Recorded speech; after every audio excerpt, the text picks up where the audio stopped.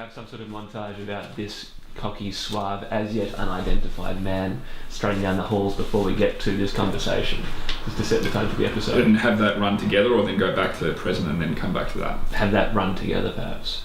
Or come back and have something revealing him as Tony. Writing is such an important part of the filmmaking process. You could say it is when the concepts that inspire the creation of the show become real for the first time, as they are written down on the page. I talked to Lucas Crandalls and Tim Nash, the creators of The Weatherman, about how they approach writing and also some of the methods that they use.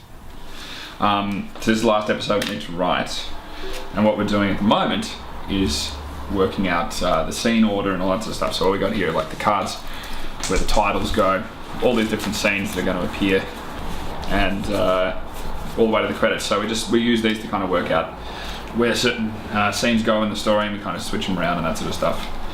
Make sure it all makes sense, make sure all the storylines collide at the end, that sort of thing. So, yeah, part of the process.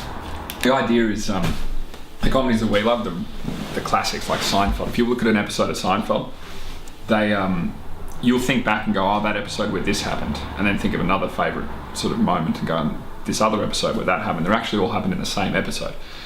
You forget sometimes how dense Seinfeld was, and has 3 or 4 sort of weaved narratives that all generally like a train wreck come together at the end, and we love that. So we can't do it as well, but the idea is to kind of do something similar where you set up an A, a B, sometimes a C, a D storyline that have some sort of relevance and drive the narrative forward, and then at the end they all kind of come together. Is there any other way to introduce Frankie in this episode without him just being there? Well, the thing was, the idea I had that was that because he's wearing the glasses this whole time, which we've got to bring back a lot more. I was thinking that Frankie was like sitting there behind him the whole time and didn't notice him. We're pretty collaborative. We always work on things together.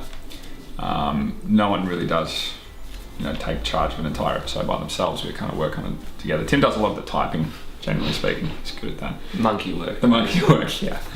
And no, but it's really like a 50-50 sort of thing. We kind of finish each other's sentences a lot, so it makes sense. To say sandwiches. No, I was thinking sandwiches. There you go. That's so amazing.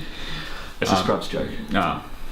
Now you got a pretty big gap, because now you've got an event with Frankie. It might not be a restaurant, but whatever it is. We have that can go there, or a couple of scenes later. Even the problem is the middle of it is going to be, you have to get into it before you really know what scenes we need. This is a breakdown of episode 4, written in strange coded language, but it's basically designed so we know what scenes occur, and we can move them around so the story doesn't get too heavy on one before getting on to another one. A lot of what we're trying to do here is work out what scenes back onto the next one well, so there's some sort of connecting element between them.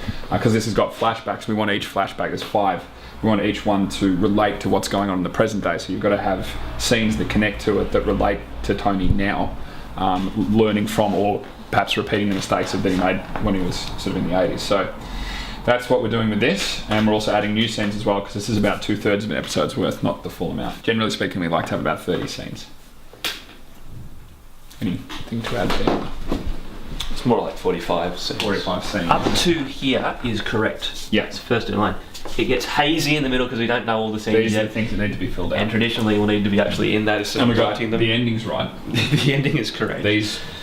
From year. I think the hard part is coming up with the concepts. Once you got those, you can generally structure something around them. But we had about 2 years lead time on episode 1, which was quite handy. Came up with a few ideas, and they sort of populated with the first few episodes. Yeah, probably about 18 months of back work, but the next 3 or 4 have been somewhat more challenging. And start thinking of new ideas. Yeah, no one liked coming up with original thought, but we're trying to cram as many of those somewhat rushed ideas into the last 3 or 4 episodes. I think they're going okay. Yeah, I mean, it's weird. One of the, what to say, which one? Episode 3, we wrote it in 2 days, and a lot of it was new ideas that we hadn't had time to ruminate on.